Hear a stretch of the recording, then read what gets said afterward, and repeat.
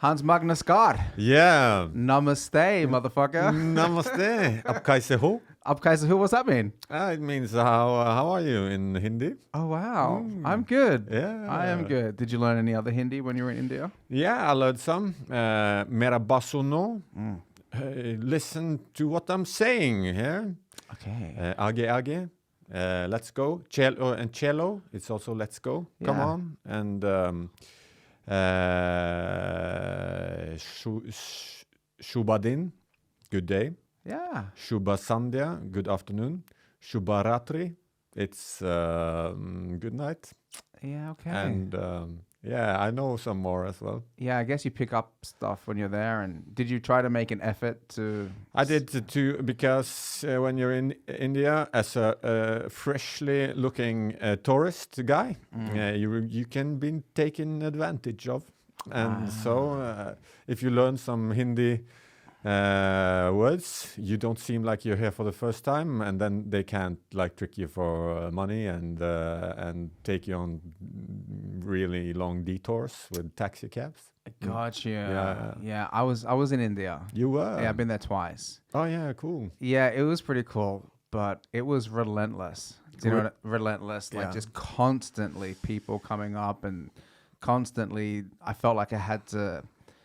it was difficult sometimes for me to relax amongst so many people. Yeah. And people are always coming up and trying to talk to you and trying to lead you to places and check things out. Yeah. It's intense, man. It's intense. Yeah. Yeah, it's kind of like you when you're there for a while, it becomes your natural state of being.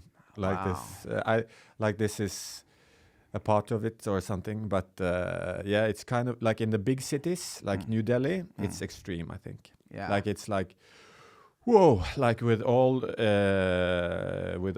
traffic people and you like being there attracts a lot of attention. So it's like yeah, it's tiring. You shouldn't stay for more than 3 days in Delhi. Yeah. Yeah.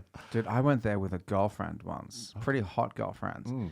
And people just kept on coming up to her and taking photos of her. Like it's like they'd never seen a white chick before, you know? Yeah. So like she was, at first she thought it was like kind of cool. Like, oh yeah, they're just, you know, coming up and touching my hair and, you know, all these little girls. So it was a pretty nice way for her to, you know, meet local kids. But then it was every day, like every day. We went to the beach. People were coming up, like big groups of people just taking photos with mostly her. Yeah. So it was kind of like a little, It's a little like much, man. It's like the Kardashian feeling without the bodyguards. Yeah. You should have some people taking care of the crowds. That's right. Yeah. So maybe if you want to have the celebrity experience, you just need to go to India. Be hot and go to India. That's the only. Shit. Yeah. But did you enjoy the trip then? Did you get a lot out of it? It was a great trip, I think. I don't think I feel. And it was, a combination of traveling and seeing things and staying at the places. Yeah. So it was, I started up in Delhi with this kind of, all this chaotic experience of India. And then I went to Rishikesh, this yoga, the crib of yoga, they say, like where it started. Really? I went up there with the Ganga River and I stayed there for 9 days in the ashram. Okay. And just like for a really relaxing meditational experience. Then I traveled some more, and then I ended up in 2 months in one ashram in Pune. Wow. Yeah. Okay. Did the trip somehow change your life, or was there anything kind of that made you? Did you have any big realizations? Did it?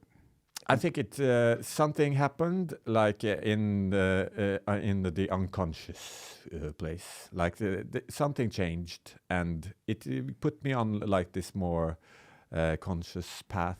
I think in both like spirituality and stuff like that, and not that kind of like Shiva and gods and stuff, but like being more centered and aware of inner being. Yeah. Yeah. Yeah. And it was also kind of like some epiphanies, like like meditational experiences that you can also, like have like with psychedelics somehow and as well. But this is more. I feel like this was more sustainable and a more what's it called? Longevity? No. Yeah. Long term. Long term. Yeah. Yeah. Or it's something that you could have with you in life, kind of. Okay. Through this thorough meditational processes. Did you feel like what you got was new perspective or like new tools to utilize in your everyday life? Like more like, okay, you know what I mean? Does that make sense? Yeah, I think both maybe, Yeah. and also like kind of experiences that, like you could experience a certain state of presence and awareness that was kind of, oh wow, so this is how it could be in life, and in a stressful everyday life here in Norway, it's so much things happening that you don't have the kind of calm and the space to be there. But in India, in an ashram where you can devote yourself to this meditational thing, you can like get this. I got some taste of an experience of, okay, wow, this is like existing in kind of this unity experience. Yeah. And, wow. Yeah. I think it's like I've had, some experiences like that as well. And what's been difficult is being able to maintain what I've learned when I come back to my regular life. You know what I mean? That's the thing. That's the practice that's been difficult for me to incorporate into my everyday hectic reality. Yeah. Have you been able to maintain some of the calmness since you've returned? I think like I've been going back to life, and something is there, but a lot of the old things are back as well, and but I try to meditate to keep it and to be like. But there's a lot of things from the outside world, like drawing your attention out and not inward. So you will. I get lost in things, but I think I can more be like present and be like aware of what is happening inside my head and stuff like that, and be like mindful in some ways. Okay. So a lot of what you experienced was you just had like the time and space to think and look inwardly. Yeah. But back like in your regular life back here, like when we live in Norway, there's so much external stimuli taking up your focus and attention. Is that right? Yeah. And I think also like in our culture, we're like a lot of our attention goes outward. So like we get a lot of like gratification, and a lot of our values are from the outside world, kind of. Like we want to and it's very natural. It's the natural way of the human to be like, oh, we want status, we want family, we want to have a good job, a house, money. Like achievements, stuff like that. Maybe in India, it's more focus on the inward, like being at peace. This in this ashram, there was this guru figure who like said like you have to celebrate the mundane, the ordinary. That's the only thing you can celebrate, because. Or you will be caught up in becoming special. Like you will always like being on this journey to become something, and then you're not like settled in yourself. So celebrating like the ordinary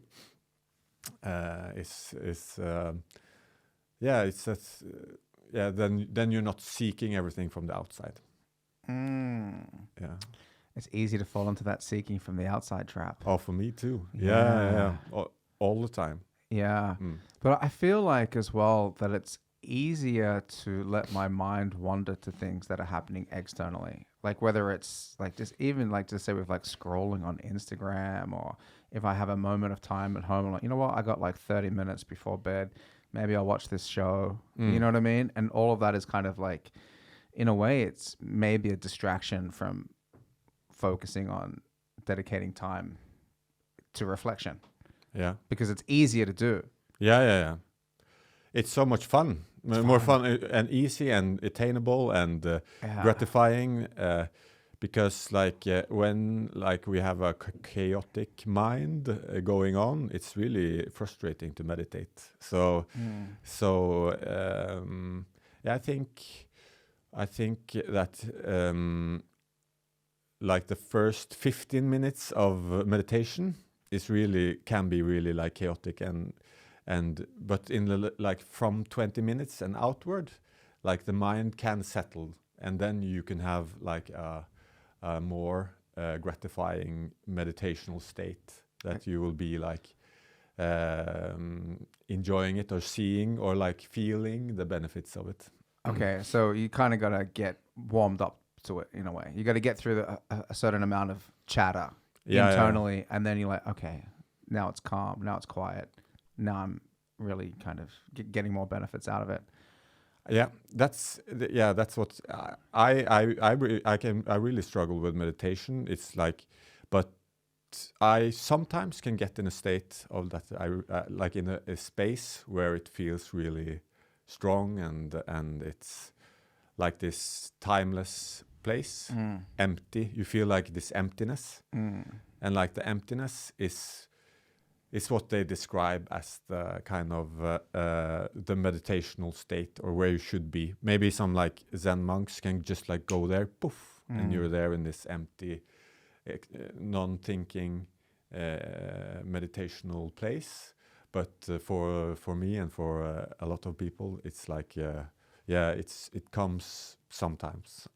Yeah. You know, like lately I've been trying to spend more time with my own thoughts, and I'm okay at it. And I have like a few things that I do a few places that I try to keep sacred just for my own thoughts. And one of them is when I'm walking. So if I'm walking anywhere, I try not to be listening to headphones too much. I try to just have my phone in my bag and just be like, okay, now you're just walking and thinking. And I think that's kind of like a good way for me to almost like moving meditation, you know. And then another place is when I'm at the gym. Yeah. So I do like strength training in the mornings or things like that. And then I kind of look around, and I've fallen into this trap as well, where you might do a, you know, like bench press for like, I don't know, like 60 seconds. And then you spend another 5 minutes just scrolling on your phone. Yeah. And then I go, you know what? That 5 minutes could be time that I could just spend, you know what I mean? Like letting my thoughts come to me, or being a little bit more present. And it's actually really kind of like, you know, I just now have like an extra bonus, like 2 hours a day, where I'm kind of like, I'm doing things and I'm moving, but I'm still just letting the thoughts come. And I probably could get more, but I get that. And I like having that. Yeah. That's, I also think it's like, for me, this was only like also a thing that I kind of saw in myself when I was in this ashram place. Like it were like all of these habits that I have, like being on the phone as well and stuff like that, and all the bad habits. Like I have this inner kind of war with them. Like I'm like, oh, you're now on the phone you're not. Your attention is always going there, and the easy entertainments, and I get this inner kind of fight with it. So it's also something about just allowing it to be, and to just like, if you like have it messy at home, and you go like, oh fuck, what the fuck are you doing? I'm so messy, and I'm just like. Then you have this inner war with this bad habit, and it should just be allowed, like to be that.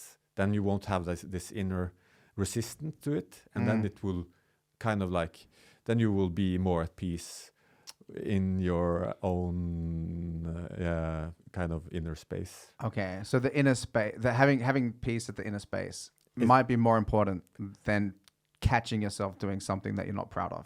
I think so. Yeah. Like maybe you should allow yourself to, if you're still doing it, but you hate that you do it, you get double bad. Yeah. Kind of. Yeah. So you should, if you're doing it, you should allow yourself, and then you will at least take away the inner resistance against it. Yeah, that's good. Yeah, that makes sense, man. I struggle with so many things. Like I do things and then I catch myself doing them and I'm like, oh fuck, you shouldn't have done that. Like, oh no, you're doing that again. Me too. Yeah. I studied philosophy at university. Yeah. And there was this like thought experiment called a pleasure machine. And it was it's basically like if you could plug your brain into a machine that just gave you pleasure all the time, is that something that you should do if you wanted to live a good life? Yeah. And, a lot of people were like, no, because even though you're just getting pleasure, that's not really living a good, actual flourishing, like productive, good life. Yeah. And I think of myself when I'm doing things like, fuck, I should go to bed, but I'm gonna do one more mission when I'm gaming, or let me just watch one more episode. Yeah. And then I think of that like thought experiment. I go, you know what? I am enjoying this, but I don't know whether it's contributing to me doing something that's like leading towards something that I'd be proud of in the long term. And then I go, fuck, man, you shouldn't go to bed. Yeah. But it's not easy being a person, man. No, it's really hard. It's hard. Yeah, and yeah, all this kind of there's a lot of things pulling all the time, and like what you should do and what you don't want to do, and it creates a lot of like this the dissonance inside. Yeah, and I wonder as well, because there's so many ideologies as well. Do you know what I mean? Like so many different like pressures from society and like religions, or like the way your parents think that you should do, like forms this program in your head. Yeah. And you get pulled in like multiple directions. But I feel like I'm kind of like lucky that I don't have a lot of gravity from different institutions. Like I'm not like a very religious person that like you have to do this. I don't feel like my mom has a strong like you should be. But even then, without those things, it's still tough. But I couldn't imagine how difficult it would be. Like say if you had a religion or a thought process that went against who you were. Like let's say you were like like you were gay and your religion said that was forbidden. Like that shit must fucking be like torture. Yeah, I grew up in this kind of conservative Christian community thing, and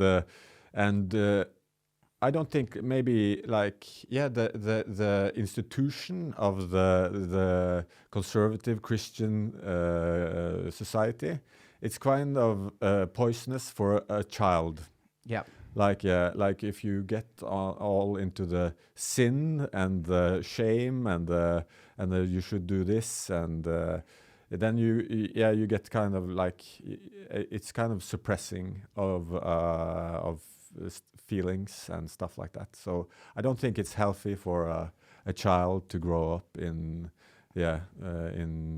like this institutional religious thing. Dude, it's fucked. It's fucked. Yeah, I went to a Catholic school like that because in Australia it was like you either went to the state schools and that was like where like the shit teachers went. It was kind of poor and all that sort of stuff.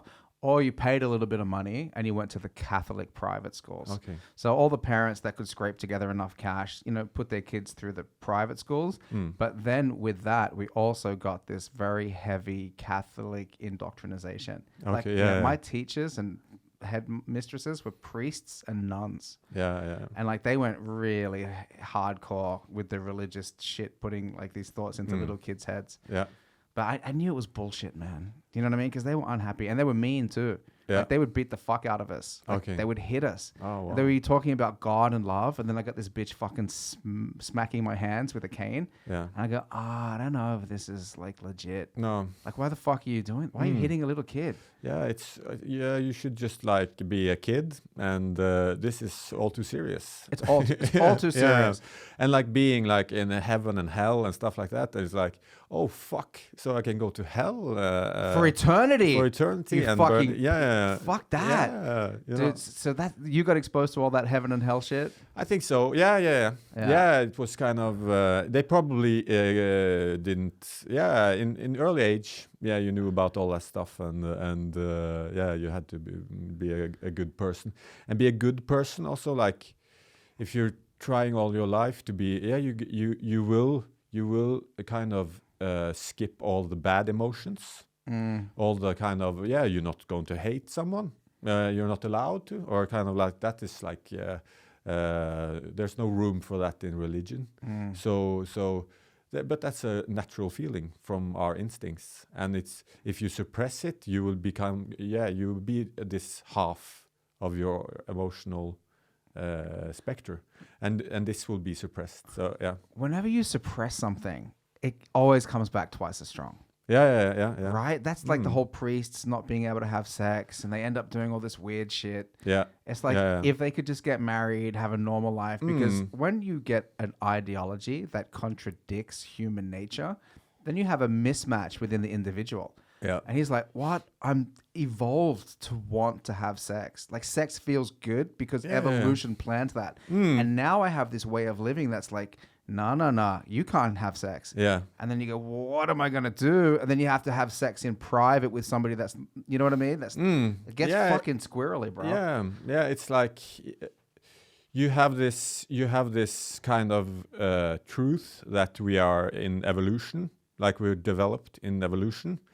And our most kind of natural feature is to spread our genes and to have sex and enjoy that, and then you get this religion, this human created thing, that is like saying this the evolution doesn't exist, and it makes like unnatural rules for life, like we are made from a god, and it doesn't like cooperate with the human instincts.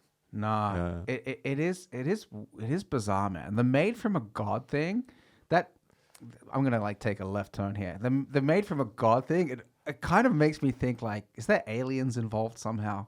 Yeah. Do you know what I mean? Like, what do you think about that like idea that like humans were somehow the product of like aliens mixing their DNA with primates? You think there's something to that? I haven't thought much about it. No, but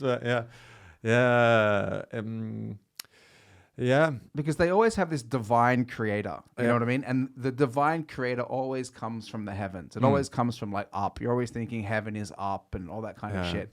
And I just wonder if there was like some kind of, I don't know, man. Like it seems like, it seems plausible. You know, especially with all this alien shit and UFOs stuff and all these sightings that have kind of been happening lately. You know, maybe it's like this thing that like people misinterpreted like an extraterrestrial visitation for some kind of divine spiritualization. I don't.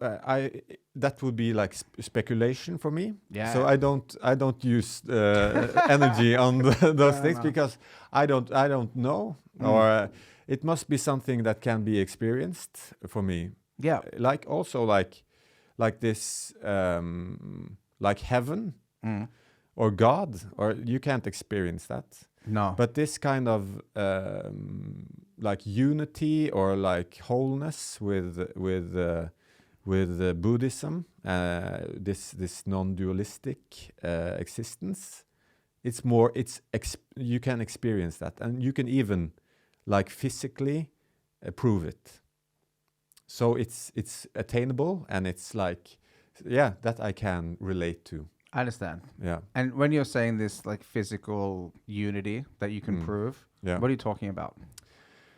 Like that we are we are more space than we are matter, kind of. And so we're in space, like that's and that, like in like physics, you can also prove that, you can see that, because we are atoms, and it's enormous amount of space between them.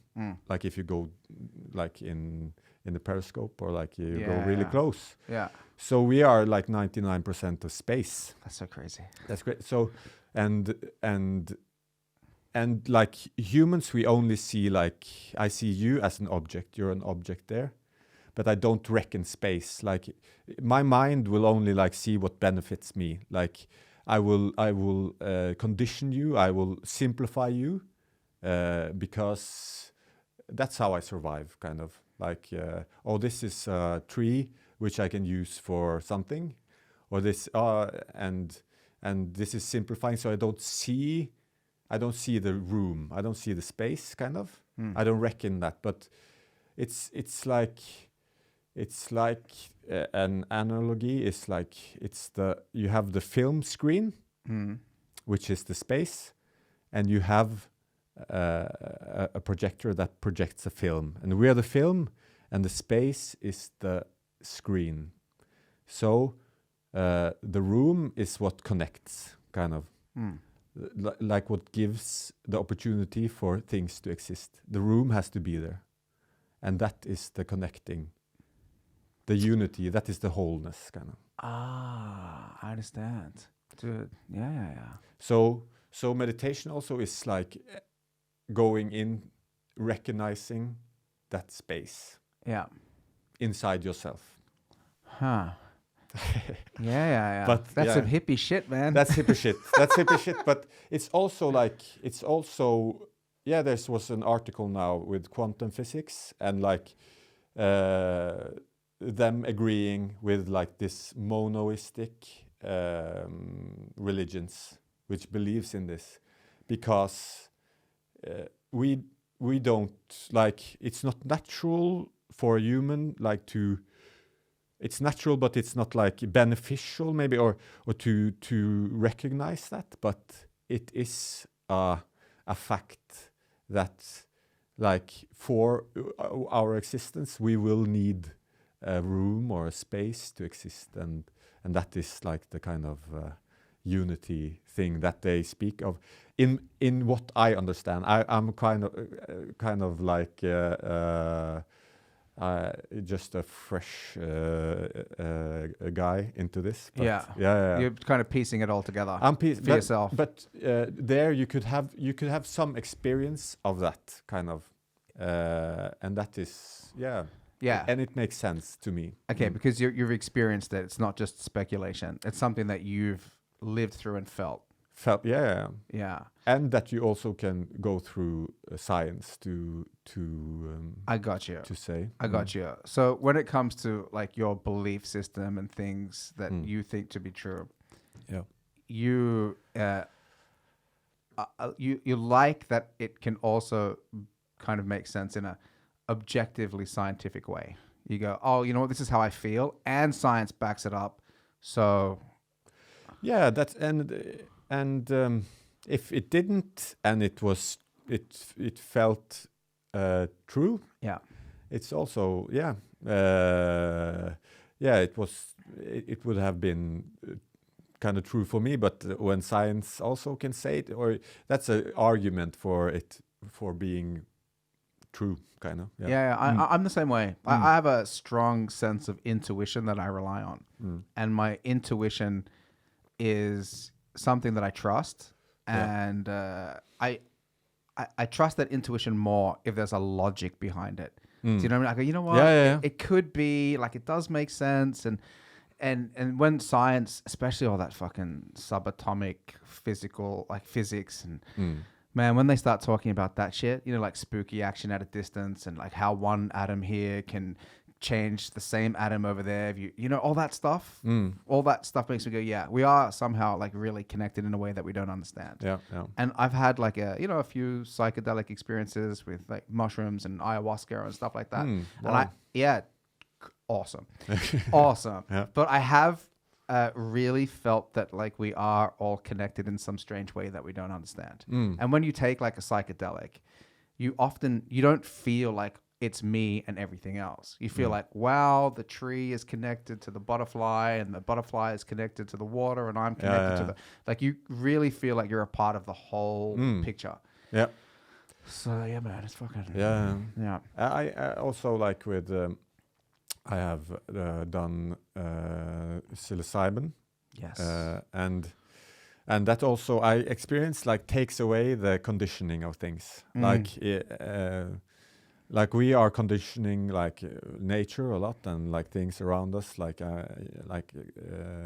labeling stuff. Yeah. And it kind of takes away those labels and things becomes more like just how they are. Yeah. Dude, I wonder sometimes whether having a bigger vocabulary is something that allows you to see more nuance in the world. Like more, or like, does it just give you more labels? Like if you had like a smaller vocabulary, let's just say like a cave person or, you know, like does that? Yeah, good question. Yeah, right? Because as I'm learning Norwegian and trying to get better, I'm struggling sometimes to label things. But at the same time, I'm wondering, you know what? I'm just kind of accepting it for how it is. Yeah, like a child maybe. Yeah. That doesn't have these conditionings and labels and words. They probably see the world more as it is. More connected. More connected. For sure. Yeah, and when we like it's hard to describe something with like what do we have? 28 or like the alphabet. Oh Yeah. It's not like it's only sounds that but we feel that is sufficient. Yeah. But yeah, as you say, it doesn't like kind of. It's hard to describe something with it. You can do it, but yeah. Yeah, and I don't even know whether sometimes I don't like describing things. Do you know what I mean? I feel like there's a part of my brain that when I'm experiencing something, when I start describing it, I pop out of the experience. Yeah. You know, I go, when I'm just connecting with something for what it is and it's an emotional connection, I'm always enjoying it more.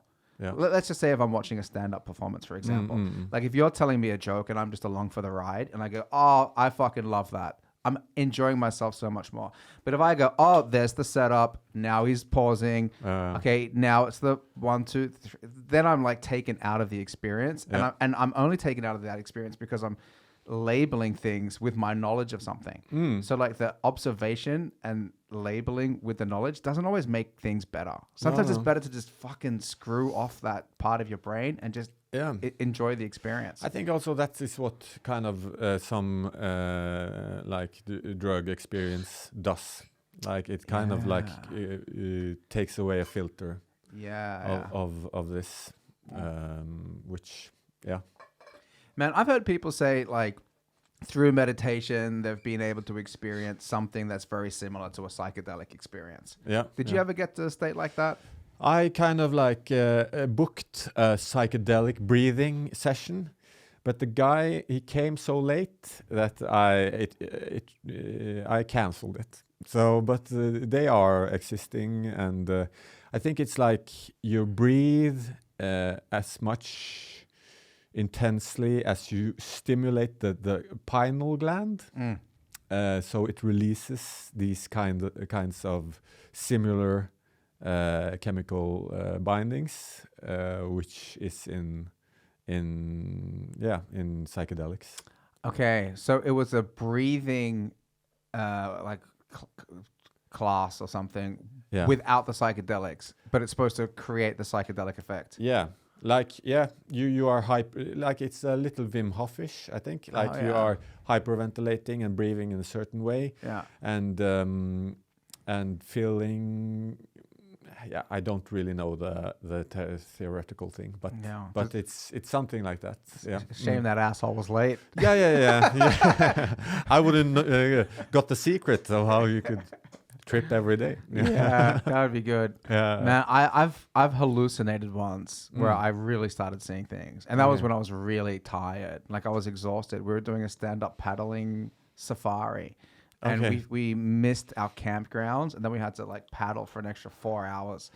Paddling stand-up safari in Norway? Yeah, it was in Norway. Okay. So we started Wow. in Gudvangen, Okay. and we were going all the way around to somewhere. It was like 32 kilometers. Oh, But wow. we got in late, so it kind of got dark, and we missed our campsite. And then there was no other campsite for like another 3 or 4 hours. Okay. I misunderstood because I thought now you had like this paddling around and doing stand-up. Oh, yeah, In places in Gudvangen in the fjord, like you had this tour Yeah. with a stand-up like on a paddling thing. No, No. It was this board. Just stand-up Yeah. paddling board. Okay. Yeah. Good. But after a certain amount of time, I was so tired. I think we Yeah. must have paddled for like 20 kilometers in the rain, in the dark. Mm. And then I started really hallucinating. Like I started having a conversation with somebody that wasn't there. Oh, yeah, Like I yeah. started, the goats were talking to me. Mm, And I said to my friend, dude, we got to fucking stop now. Otherwise one of us is going to drown. Uh, But it was so real to me. Like the conversation, I was like, I had this, like, it felt like I had a 20-minute conversation with this guy. mm. And then like I looked around because I go, oh, fuck. Where, Yeah. He's not even there. Like, where is Yeah. this cunt?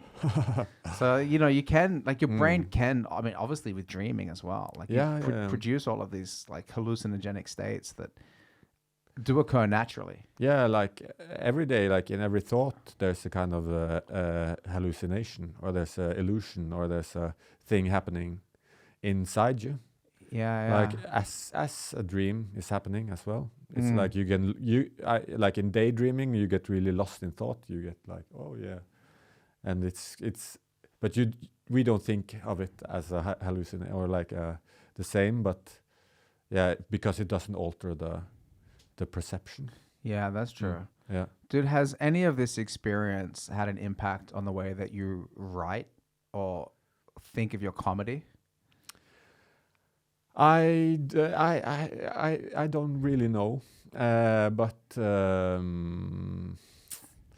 I think maybe if anything, it kind of freed some, like to devote more time to writing, Yeah. like to not get so distracted. Yeah, okay. But I don't know. It's not that funny. The kind of it. Yeah, it can maybe be some angles of comedy in the meditational space thing, but I haven't found any like ways to see things different. That I think like comedy also has to be like really. You have to resonate. People have to resonate with what you're saying, and they have to you can't be too directly connected the comedy to like into meditation.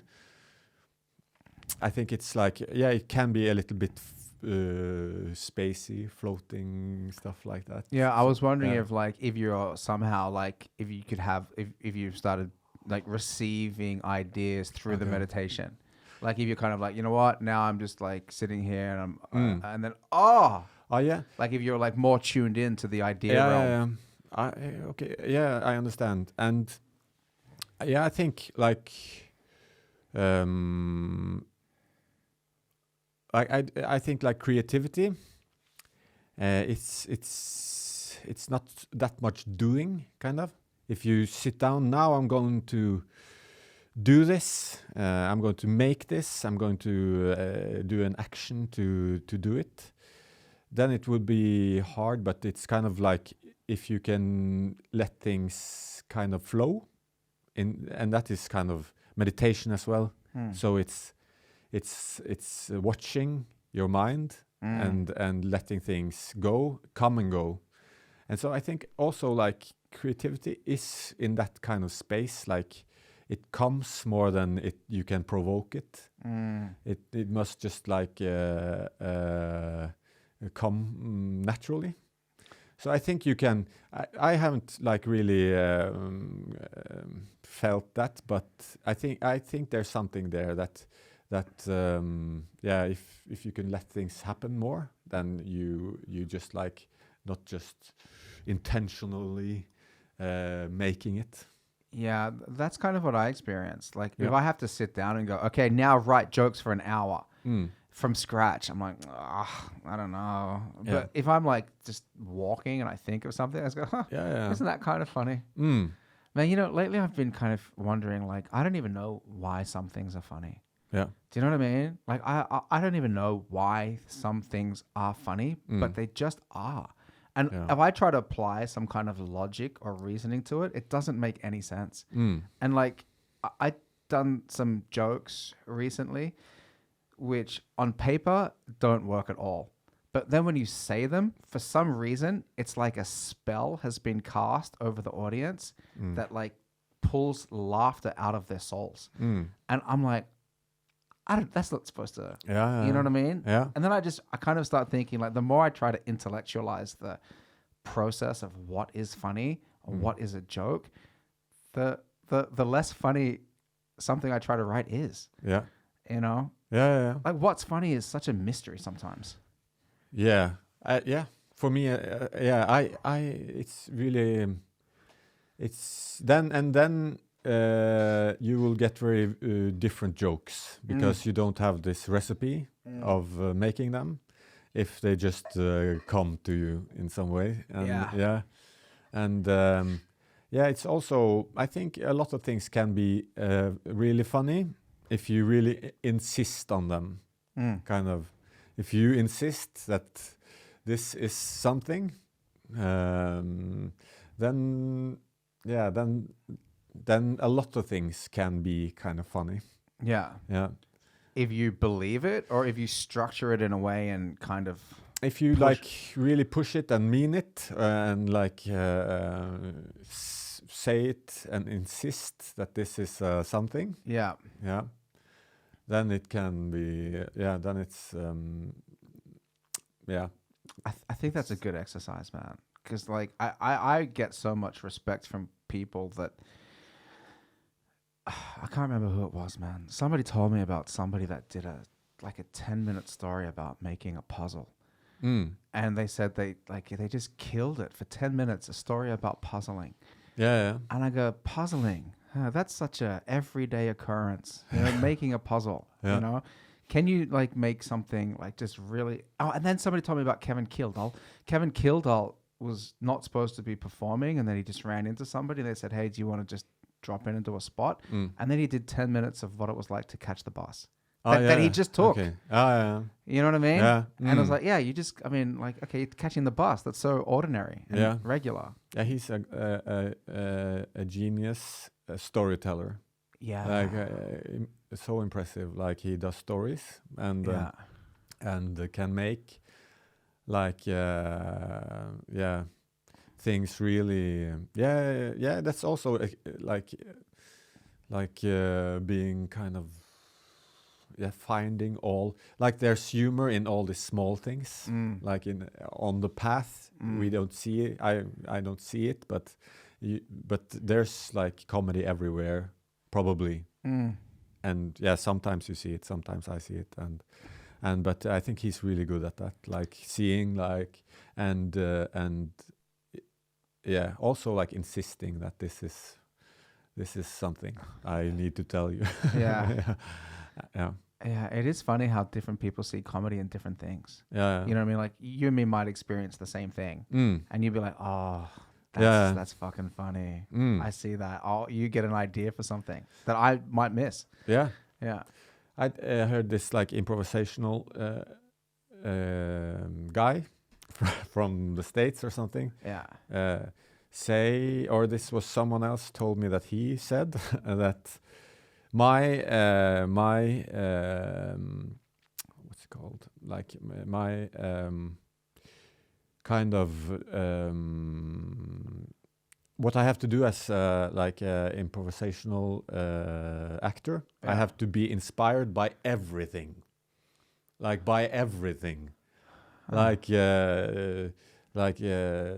this piece of dust needs to inspire me. So that was the kind of, and I guess that also is something that stand-up comedians can do as well, as like kind of, can I find a joke in this lighter, or or be inspired in some way by it. Damn. And yeah, I would love to be able to be but yeah, man, I don't know. That's kind of why I think that's why I think sometimes there's different skills. Like just letting the comedy come to you, like when you're just walking, you think of something, or then being like, I'm going to force humor out of the lighter here. Like that's I feel like the second one is like a muscle that if you practice and get good at, then you could like, okay, I'm gonna write a joke about fucking water bottles. Yeah. I think like have you done Comedy Fight Club in Bergen? No. It's like a comedy show where you do your best material, or you do like 5 good minutes before the break. Yeah, sorry, man. Just move that up. Yeah. You can move it up to you if you want. If you want to sit up like that, it's just Good. Yeah. Yeah. Perfect. Sorry. Okay. Comedy Fight Club. Yeah, you do like 5 minutes before the break. Yeah. And then after you get like the audience applaud on who was the best. And everyone draws the two like two kind of like quotes from the or themes from the audience that has written them. Oh, and the one who did the best before the break gets the longest time, but you only have like 20 minutes to write on these kind of topics. And then you are really forced to make something. And people really surprise themselves, I think, by the pressure. Yeah. That you got to really because like every day you don't pressure yourself at all, and you don't have a deadline. So yeah, that's true. Yeah. Have you done it? I've done it. Yeah, maybe 4 times. How did it go? Sometimes I won it once. I did but I found it like, okay, if it's a good way to be like improvisating on stage, like if you can do that, if you can just like riff on the thing, then you will be better than you trying to remember what you thought and what you like did in a break. But I also like ended up last, so it's like but it's a really good exercise. Yeah. That sounds awesome. Yeah. And I think they've done it in Oslo, but I think it's like a Bergen copyright thing.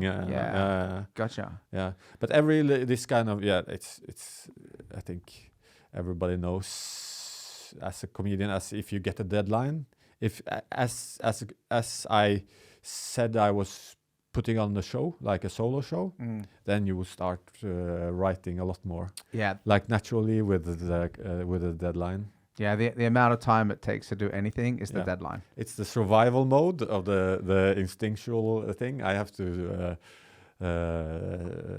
survive. Yeah. So I will try to make this good. Got to make it work. Yeah. Don't fuck it up. Yeah. Are you happy with your solo show? Yeah. Good. I am. Yeah. It was a good experience. Yeah. And a fun thing, and also I think it's a kind of growing thing for a comedian to do that, like to have to have done it and do it, and to aim for doing it, aim for the next one. You will get into a cycle of renewing yourself. Yeah, because when you have done the solo show, then you have to make another one. Exactly. How long have you been doing comedy for? 10 years. 10 years. And was that your first solo show? Yeah.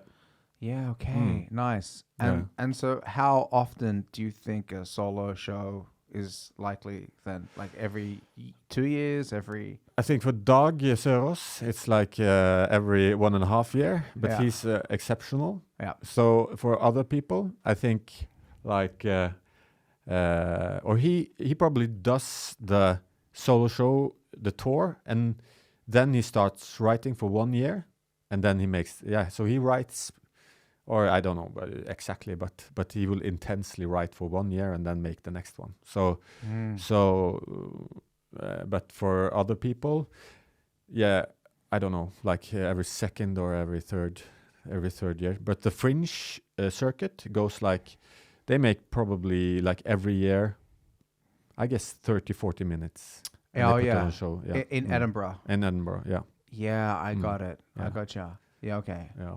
Every year, 30 to 40 minutes. But Doug will do a show like more or less every year and a half. Yeah, but he or will something. do like 1.5 hour in this kind of time. So he writes like he's exceptional in writing a lot of good comedy. Yeah, okay. All right. Yeah. So he dedicates a lot of time to writing. Like he's like, I'm always trying to create new content, new material. Yeah, he's like really productive. Yeah, and makes quality stuff. Yeah. So yeah, you have to. I don't know if he's the kind of, but yeah, I think 3 years maybe for 1 hour 10 minutes like a solo show. I don't know. Yeah, but I think that's more like something. If you write everything yourself and you want to make it really good, I think it's like something you could do. When did you make your solo show? Because it was the pandemic was there and like... Yeah, it was a blend of old stuff and new stuff. Yeah. So it was like a mix of a theme of death. Yeah. So the old stuff I had on that theme. Do you say theme or do you say topic? I think they're both relevant. They're okay. Yeah. Good. Yeah. So I took what I had on that and I start writing more. So it was a mix. So the oldest joke is really old and the newest is really new. But I started maybe 1 year ahead. Like I said, okay, I want to have a solo show. So I started 1 year and then like kind of, was in that making of that in that process for 1 year. Yeah, okay. Yeah. So, but was the idea, because the show was kind of like focusing around like the theme of, or topic of death. Yeah. Was the idea of death something that you were kind of exploring in, like for a while and you had a few death jokes and then it like that, then it just kind of goes, you know what, I can build this theme out and I think it's something that's you want to explore? Yeah, I think also I had that, and in all this, like I've been like in this meditational thing for 15 years or something. There's also like this focus on this, like death as you need to become kind of more accepting it more or something like. So it was this. It's also and it's also very taboo to like in our culture to talk about it. Yeah. And then and everything that is really taboo, there's a good room for comedy there. Yeah. And so I thought that was kind of what I wanted to do a little bit with the show as well. Yeah, you're right. Death is such a taboo subject. Like I was talking to my son the other day. He's 5 and he was saying like, Dad, I hope you never die. Yeah. And I was like, I thought of that. I thought of like, you know what? I don't want to lie to this motherfucker. Like I gotta tell him. I gotta go, listen, everybody dies. Yeah. I'm gonna die. You're gonna die. Your mum, everyone's gonna die. Try to say it in a nice way. Yeah. And then he was like pretty upset about that. And I said, I thought that it's better for him. And what did I say? I said something like, everybody's going to die, but we're alive now. And the most important thing is for us to be appreciative that we're alive now and make the most out of the time that we have. And I thought that was like a nice way to kind of, tell him about the reality of death, but also make him appreciate the time that we have when we're alive. Yeah. So it's like, you're right, man. Like there's a lot of weird shit around death. Yeah, I think and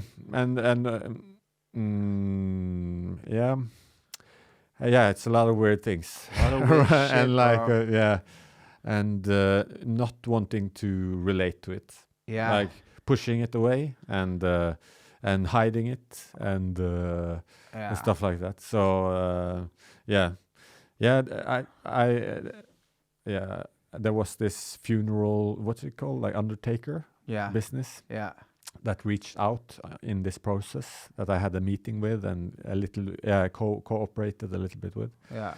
and they was also saying this like this. They're so we are like concealing death. We don't want to relate to it, and kind of there are like undertakers in Norway, which you could have like an open casket. You could have a party in like a tomb, and you could like more like see it as a natural way than trying to like avoid it and some stuff. In Bærum, there's the tomb you can rent, and you could have a party in the basement, playing like metal music and whatever you want. Really? Yeah. A tomb? A tomb in kind of this underground thing. Wow. Yeah. Like, and what are they? Is it like a place where they have fucking funerals or something? They have, you will have like a casket there, or like, and you can do, you can have a kind of a gathering there. Dude, why didn't you do a solo show there? Are you gonna? Oh yeah. Right? Yeah, that would be better. Is it? Yeah. I mean, you're still doing the show. I saw you doing it in Stavanger. Yeah. Stood at the tomb, bro. Isn't that awesome? In the funeral. Yeah. Wouldn't that be dope? Yeah. Isn't that like the perfect venue for your show? Absolutely. Yeah. Holy fuck. So yeah, that would be. I should reach out to them. Do it at a tomb. That's crazy. Yeah. Holy shit, man. Do you like? Do you think you're gonna like? Let's say you died. Yeah. Are you gonna have comedians at your funeral? Like, you're gonna have like a celebration of your life through comedy, or is that a little bit too whack? Like comedians doing comedy in my funeral? Yeah, I hope so. Right? I hope so. Yeah. Like in every way I die, I hope it's like a celebration at the end. Yeah.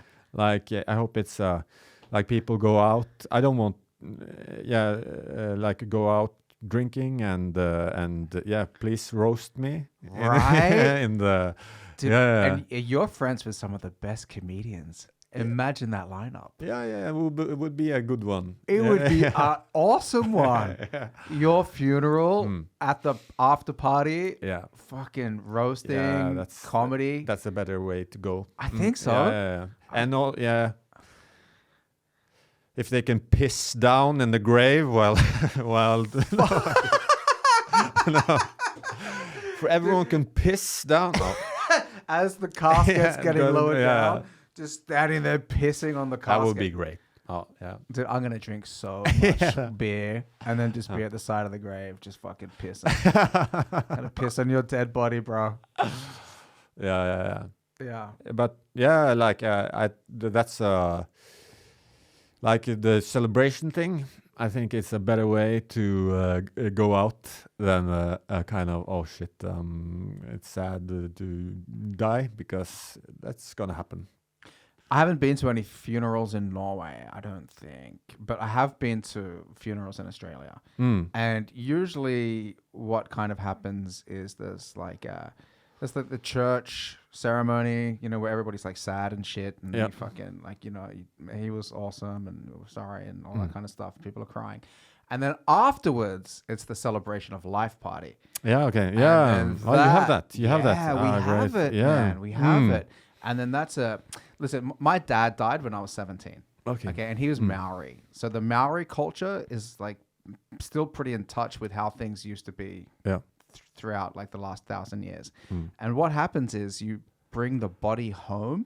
So the body comes to the house in a coffin, and you all sleep around the body. Okay. Yes, for 3 days. Dude, and my dad had 13 brothers and sisters. Oh, shit. And they all had kids. And my house was filled with people for 3 days. There was fucking cunts everywhere, bro. People were sleeping. It was packed. And we must have had like fucking 40, 50 people sleeping there. Like in an open casket? Casket. He's laying there? Lying. Yeah, okay. Lying there with an open casket. Yeah. So before you even have the funeral, you have this mourning process that lasts for 3 days where everybody's together as a family.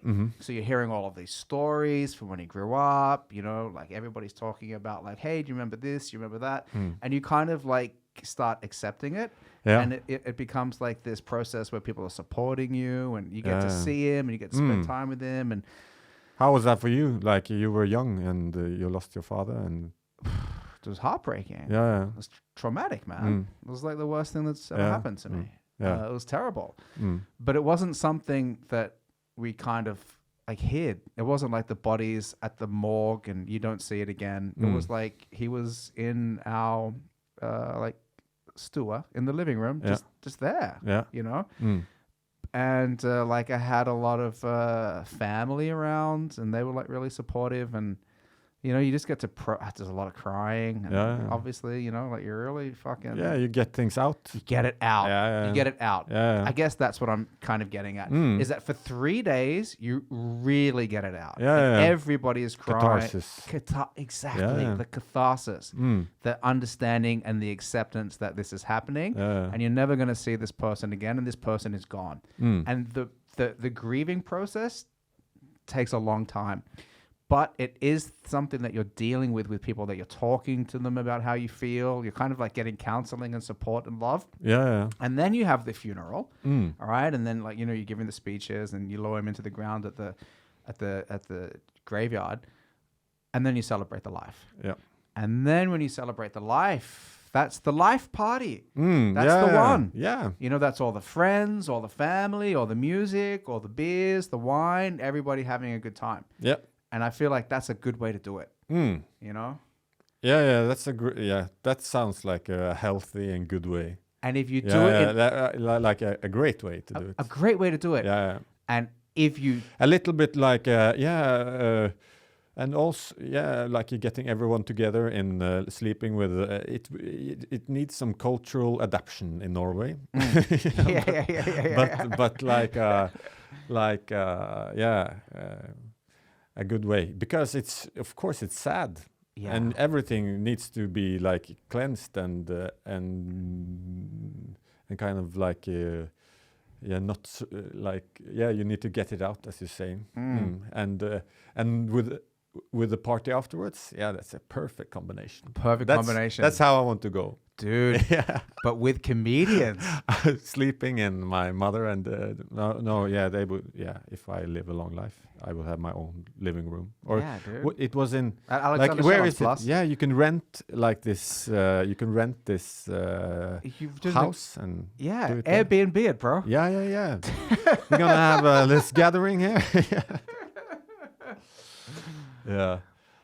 Yeah. That's that's how it should be done. I think so, man. I keep thinking of like if I died, who my lineup would be. You know. I think a lot about the lineup. Yeah. The lineup in your of comedians. Yeah. They have to be alive as well. Then they will be really old if we live a long life. Yeah. I think so. But then it would be like, you know, you have to be people that like you. That you have like a really strong... You have to really like their comedy. Yeah. But I feel like they have to know you. You know, people that you maybe started with, or people that you like been through a few adventures with. Yeah. You know, people that can go like, okay, nobody's heard this story. I remember when... You know, I think it'd be nice, man. Yeah. A nice celebration of your life through the art that you love from comedians that are your closest friends. I think like with some friends, you got these really good stories, and also that is like a really fun and great part of life. Having put yourself in the way of making good stories. Yes. And then you get to tell them to each other later, and also in your funeral. Yeah, the stories are the best, bro. Yeah. The shit that you go through with some people is crazy. Yeah. You know what I mean? And you just have this experience that you share together. And you just go, I remember, motherfucker. Yeah. You remember that? Yeah. That's cool. Yeah. Yeah, so... that's the funeral part. That's the funeral part of the podcast. Yeah. Have you thought of the next special yet? Or you kind of one eye to the future with that shit? Yeah, I'll just have to see what comes. Yeah. And I thought about writing something about like the alternative all this new age stuff, maybe. But but it's not that funny. Nah. Yeah. It's a pretty funny industry though. Yeah. There's a lot of wacky shit. Yeah, there's a man. wacky shit. People have some weird beliefs. And there's a lot of different gurus who's been like kind of crazy. It's fun to talk about them as well. Yeah. I worked with a few of those gurus. Oh, you have? Oh yeah. Worked with them? Uh-huh. Ah, in India? Nope. Oh, maybe guru is the wrong term, but at least like spiritual leaders. Like I worked with Princess Märtha Louisa. Okay. Yeah, I worked with her, and then I worked with this guy from Israel called Uri Geller. You know Uri Geller? Bending spoons. Bending spoons Yeah. and like fixing wristwatches that were broken and shit like that. Okay.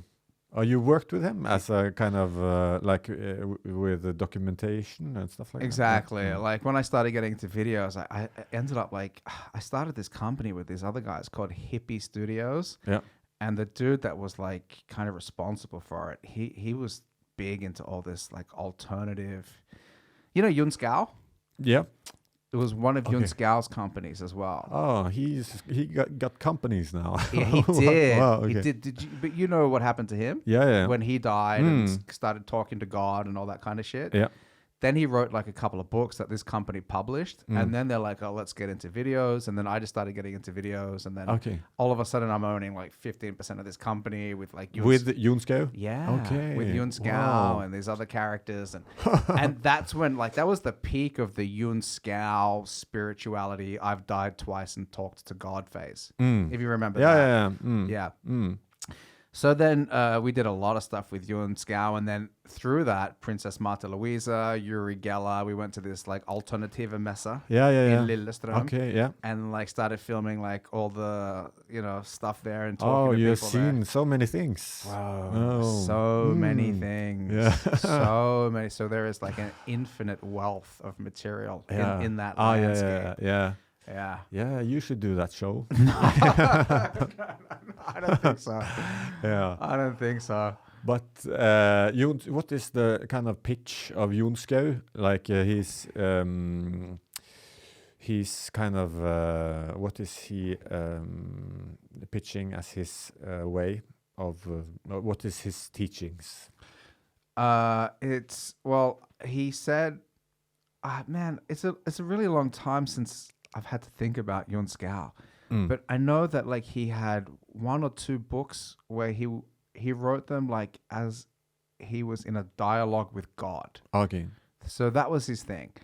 And I think it was just stuff like I don't know, man, like fucking togetherness and live your life and all that kind of shit. And, yeah. But it was really weird because it was like he was a comedian. Yeah. Like, biggest in Norway. One of the biggest in Norway. Yeah. And then he kind of used those skills to start kind of like preaching in a way. Yeah. And he crossed over into the less comedy, more God is talking through me. Oh, wow. Kind of channeling, bro. Exactly. But he was a great guy, and his message was really good. And like you know, he talked about like he was an alcoholic, and you know, he crossed over to the dark side, clinically died twice, and then since then had been in a dialogue with God. So when somebody says that they talk to God because they died twice, and they have a message, all these spiritual people or people that believe in like divine wisdom, they go, "What's the message? Yeah, what do you have to teach us?" So he had a pretty big audience from before, and then it kind of just crossed over into this like alternative fan base. Yeah. And probably he believes that he talks with God. Yeah, he fucking believes it, man. Yeah. He believes that shit. He doesn't. It's not a con thing. I don't think it was a con, brother. I think he really believed it. Yeah. I didn't believe it. Yeah. But he believed it, and he really believed it. Yeah. I was always like, I don't know. You know what I mean? Like you're talking to God, bro. This is business. Yeah, you know. Yeah, exactly. We have a company together. Yeah. I earn 15% of this. Yeah. But I was always so skeptical towards stuff like that. Yeah. There's a part of me that always just thought like, you know, part of me just goes, delusional. That's a part of me that says when delusional. it comes to like all these things happening and all this kind of I'm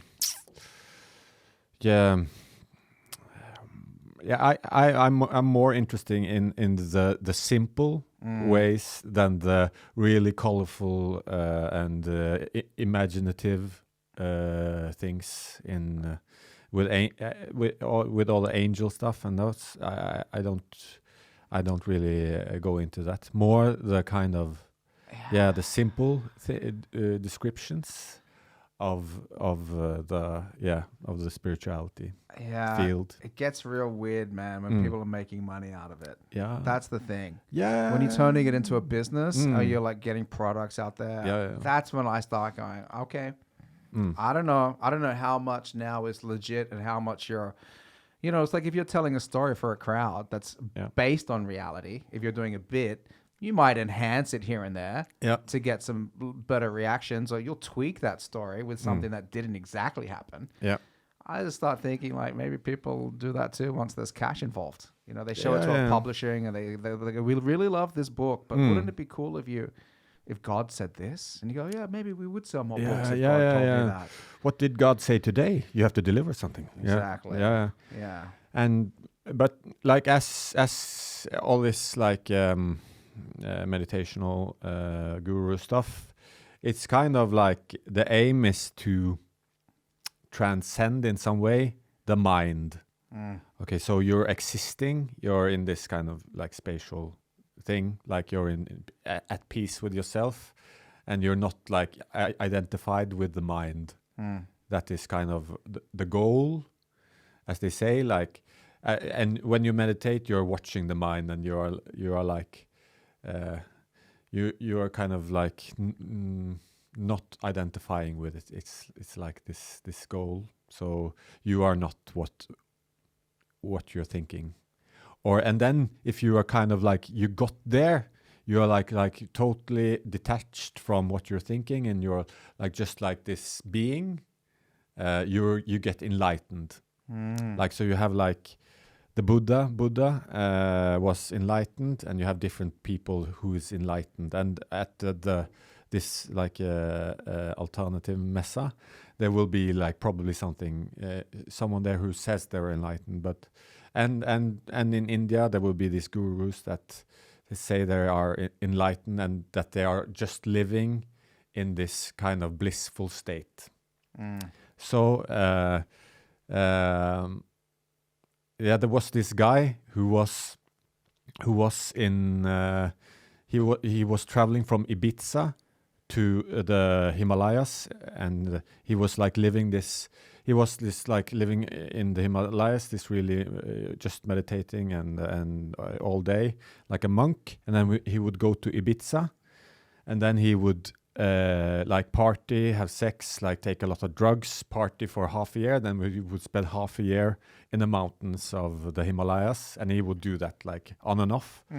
And then he kind of said he got enlightened like this, like living in like this peaceful way, and he stopped like the partying. But he went back to Europe, and he was totally fearless, because he would become like he wasn't scared of dying and stuff like that. And he also like became this race car driver. So a friend of mine who were following him in some ways were like sitting next to him in the race car, and it was like really terrifying because he had no fear. So as they say, okay, as I understand it, those people, they get also, they don't they are not connected to like our values in some ways. So if they will like make decisions or like earn money and stuff, they might not be as connected to it as we are, kind of. Like they have a different as they say it, they would have like a different relationship to like earthly goods. So they might not be like, oh, I really need this money, but they will earn it Does it make sense? Yeah, kind of. Yeah, I know I know some spiritual teachers, and they earn some money with their like with like giving out books and stuff like that, and they won't like be living this large life, and they would do some good stuff with the money, but they also keep the money because they believe they go into like this eternal life in some case, and like the money they won't have the relationship that you and me would have to the money. Oh yeah, I need more money because then I will buy stuff and do some stuff with it. Yeah.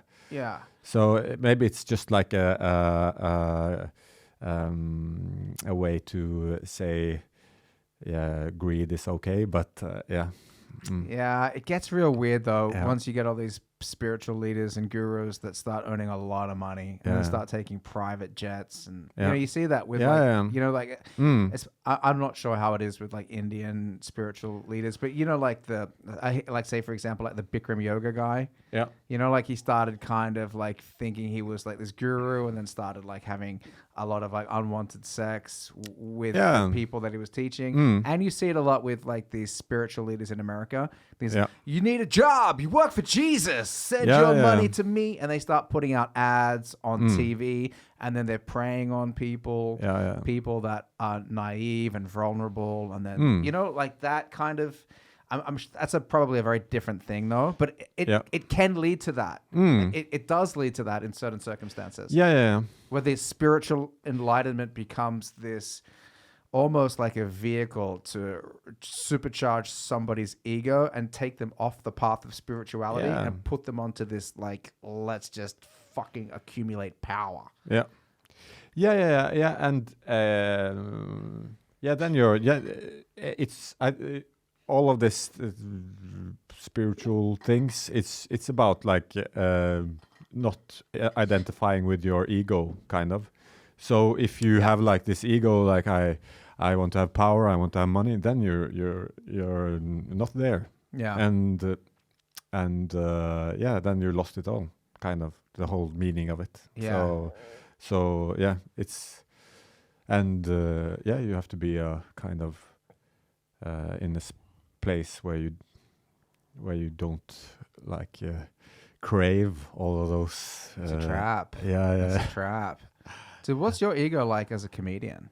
Do you keep that in check, or? Oh yeah, it can be big.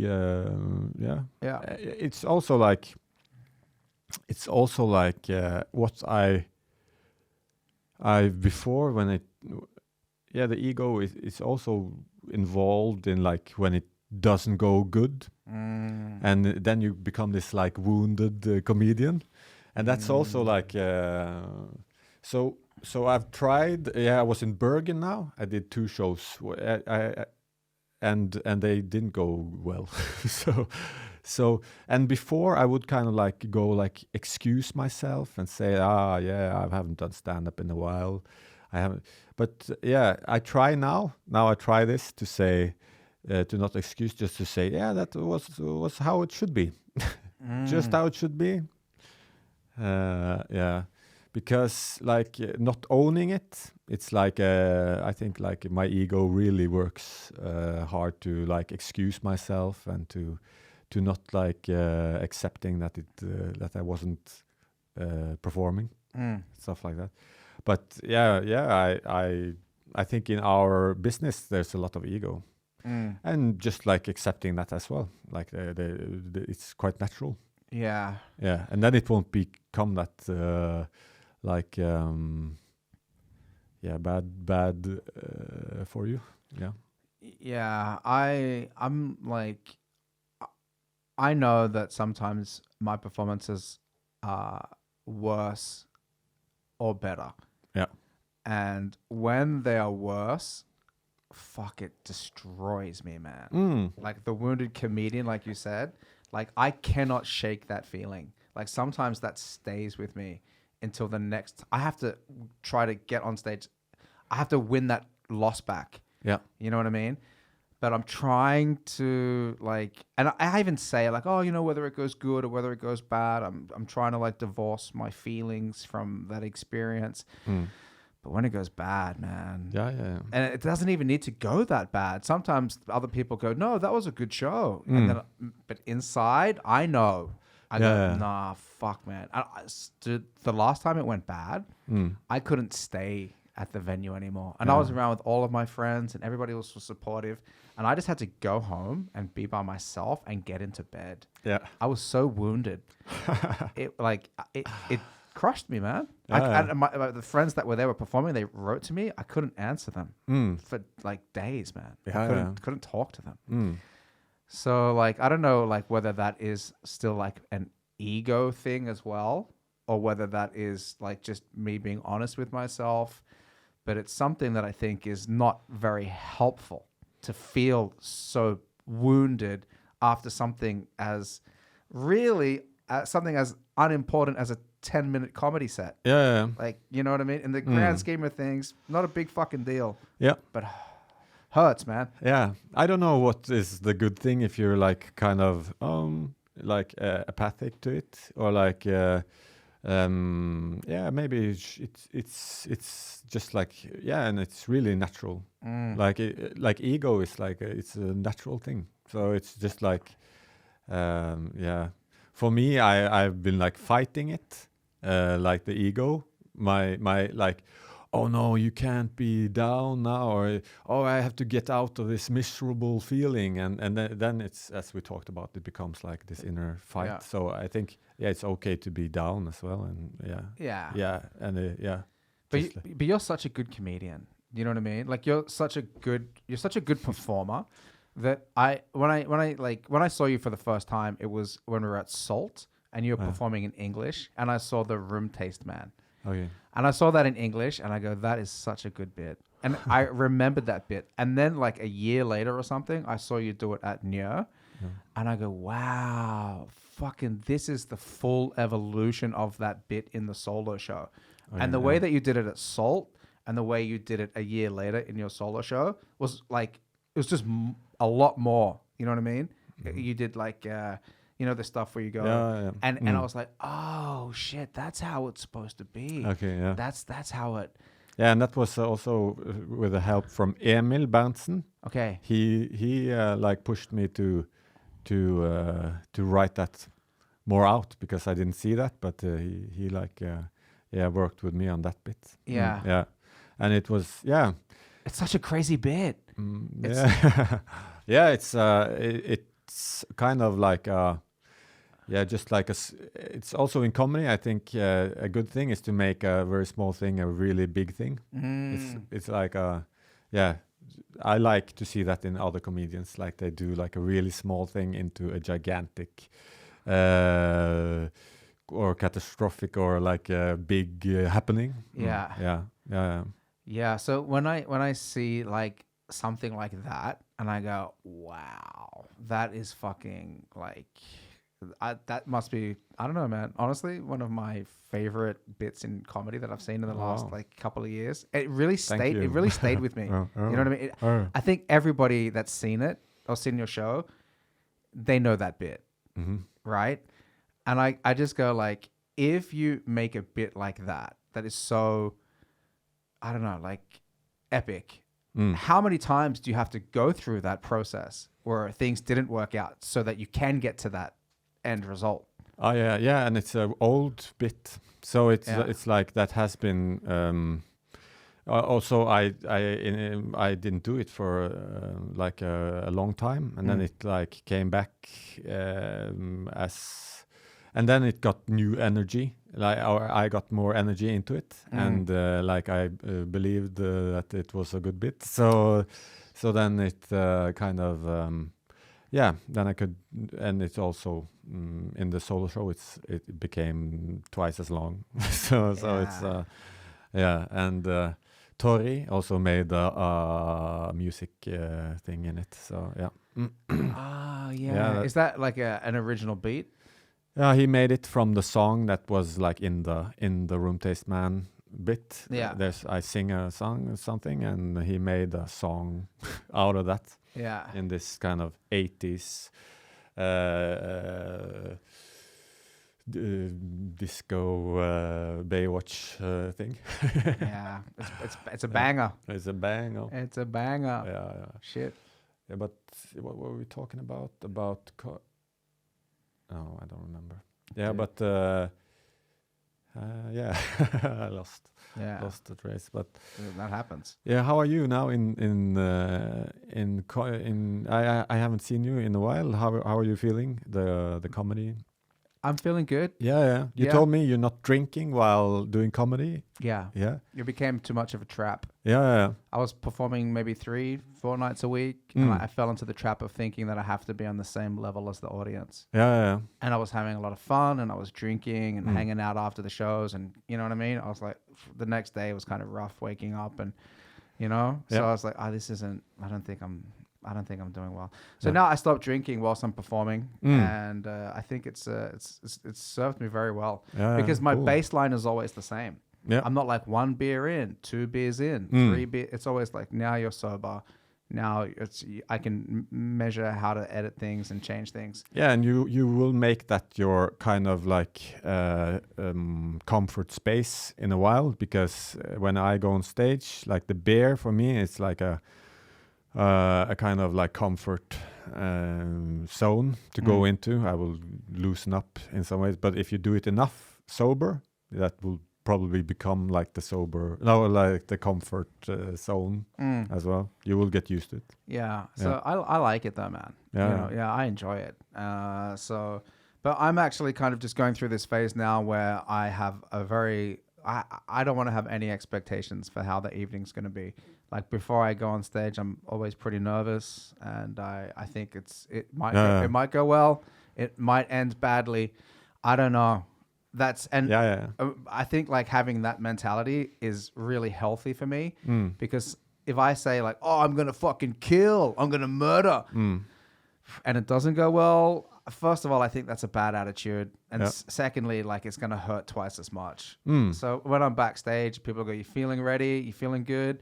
I go, honestly, man, I don't know. I don't know, and I channel that nervous energy to show the audience that I'm kind of vulnerable and more honest. And that seems to have a good, it seems to have a good effect on the people that are witnessing my comedy. Yeah. And lately I've been doing a lot of comedy in Norwegian, and I'm not very confident speaking Norwegian. I am like pretty like har litt angst. Yeah. You know what I mean? So like if I go, yeah, I'm super confident, and then I'm speaking Norwegian, it doesn't translate as well. Yeah. Yeah, that's I think like the audience see a lot more than we think they see. So and you will experience that as well in how they respond. Yeah. So I also like try to sometimes, or I don't know that much what I'm gonna get on stage. Sometimes, oh wow, I'm surprised. Yeah, I'm in a really good place now. And sometimes, oh shit, I'm not there. But before, I really like tried to get in this kind of state. Like I worked to get in this kind of like good state to go on stage.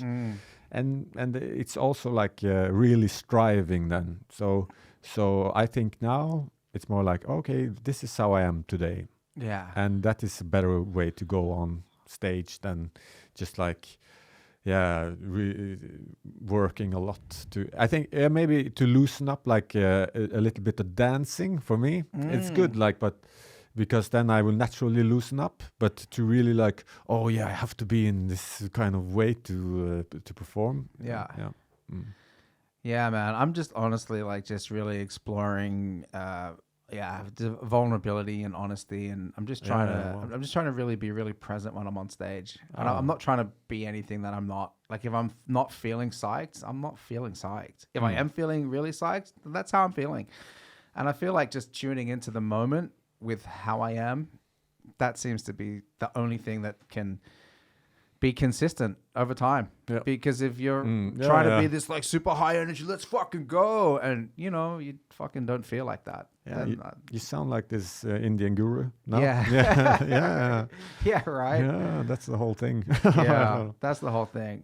But I'm a relatively new comedian. You know, I've only been doing comedy since the end of 2018, and that's 2 pandemic years. Yeah. And I'm in love with the art form. Yeah. Like in love with it.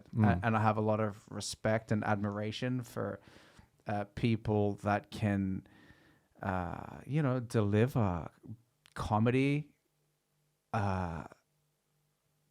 over like a, you know, 20, 30, 40, 50 minute mark. Like when it gets like real deep, I feel like, okay, I can do a like relatively good 10-minute set.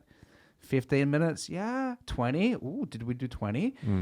Okay, let's get it like 30, 40, 50, 60, 70, 80. Wow. Like if somebody's doing like an 80, 90 minute set and it's killing, I'm just like, okay, this is next level. You can't get away with anything. You just have to be so fucking good at this art form to entertain these people with comedy for 90 fucking minutes or 60 minutes.